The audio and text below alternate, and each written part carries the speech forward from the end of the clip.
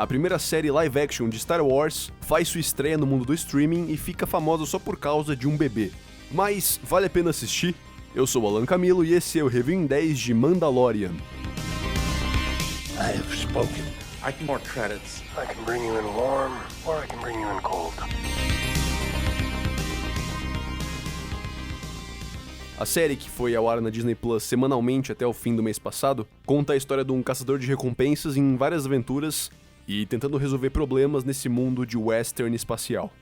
As atuações são bem boas. A gente tem o Pedro Pascal, que ficou mais famoso por Game of Thrones e Narcos, e uma atuação que me surpreendeu bem foi da Gina Carano, que é a lutadora de MMA que fez Deadpool e Velozes e Furiosos.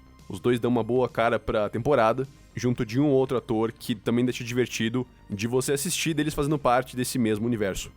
E acho que densa é uma palavra que resume bem a temporada. Eles acertam no ritmo, te pegam de surpresa algumas vezes, eles não exageram tanto em efeitos práticos nem em computação gráfica, até porque mesmo sendo Disney dá pra entender que a grana que eles guardam pra uma série assim ainda é menor do que a de um blockbuster.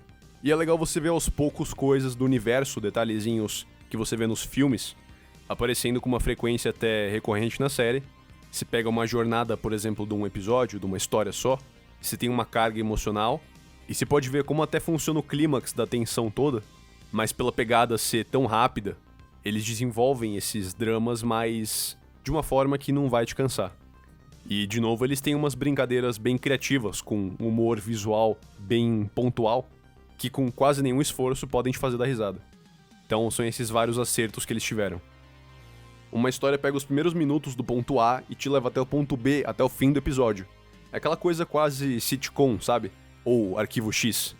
Se você pegar os episódios específicos, você vê o arco de evolução do personagem, de como ele amadureceu por uma coisa, por exemplo, mas nisso o bom é justamente ter a segurança de que o conflito vai se resolver lá naquele episódio em si. Eles quase sempre colocam um gancho pra servir como ponto de partida pro episódio seguinte. Nisso é bem a pegada de qualquer série padrão aí. Então, por mais que o protagonista resolva o conflito e destrua tal coisa, por exemplo, se sabe que o resultado disso vai afetar o próximo episódio, e assim sucessivamente. Ele é o caçador de recompensas e por isso todo o círculo de coadjuvantes estão numa tensão constante. É uma coisa bem hostil, onde você pode confiar em meia dúzia e duvidar de todo o resto. Essa guia comum aí cabe bem nessa temporada, e eu acredito que deva continuar bem até a segunda. E o que mais merece ser reconhecido na série é o formato que eles optaram por fazer com Mandalorian. Foi um teste da Disney Plus para potencialmente servir para as outras séries da Marvel, por exemplo, e em como eles devem guiar essa plataforma que estreou simultâneo à estreia de Mandalorian. Então eles colocaram episódios semanalmente e a duração de cada um variou com bastante frequência, oscilando uma coisa aí de 10 minutos até, mas que uma série com duração curta fez bastante diferença de ritmo. O último episódio tem quase 50 minutos, o segundo tá beirando nos 30, por exemplo. Se você pensar que o miolo da história ainda tá em menos de meia hora, dá pra sacar que o desafio é pra montagem da série, sem dar tanto contraste entre cada semana, né? Então quem acompanha a série ser lançada semanalmente, pode ver um pouquinho mais de graça do que quem vai maratonar tudo agora. E ao mesmo tempo isso talvez tenha sido um tiro no pé por tirar um pouco da vida útil da série. Só que isso é completamente dispensável para um produto que tem uma ótima qualidade. E mesmo ao longo da estreia dos episódios, eu tenho alguns amigos que são fãs do mesmo nível que eu, e ninguém viu até o final. Ninguém passou de 3 episódios. Então a série se ganhou no hype todo quando a graça era realmente o bebê Yoda. Por sorte eu peguei pra ver no dia que saiu esse primeiro episódio, que foram umas horas antes de vir a enxurrada de memes. Então ainda foi uma surpresa pra mim, sabe?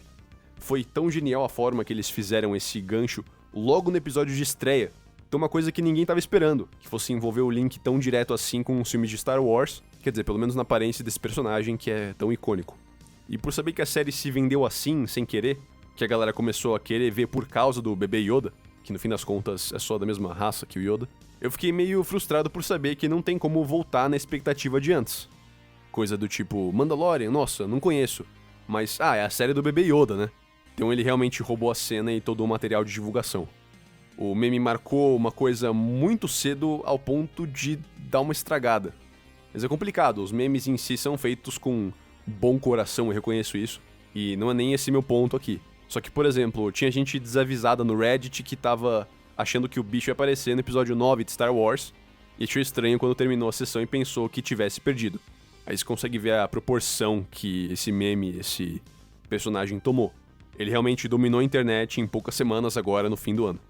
O fato de alguns conhecidos meus e também parte dos grupos de Star Wars e reviews na internet que eu tenho acompanhado, de não terem visto nem metade da temporada, só indica que ela tá sendo vendida errada. E não é nem culpa da Disney, sabe?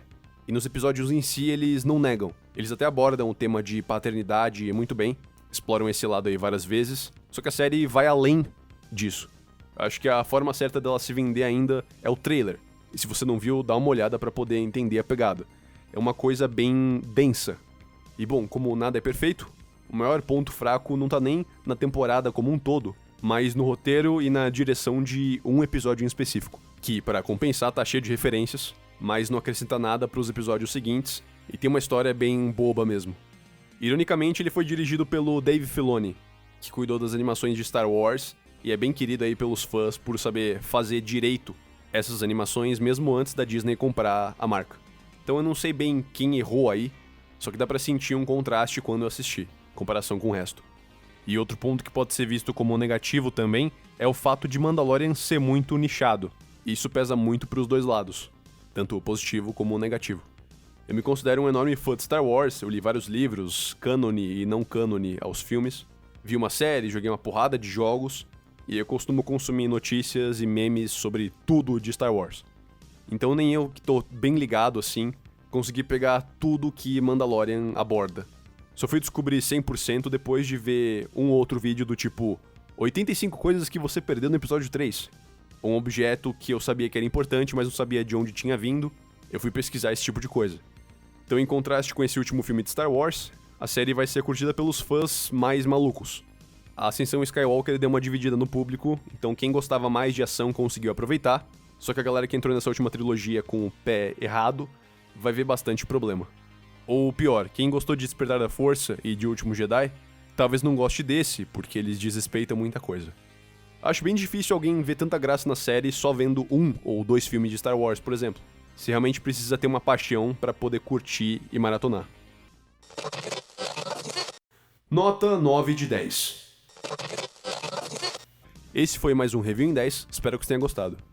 E até a próxima.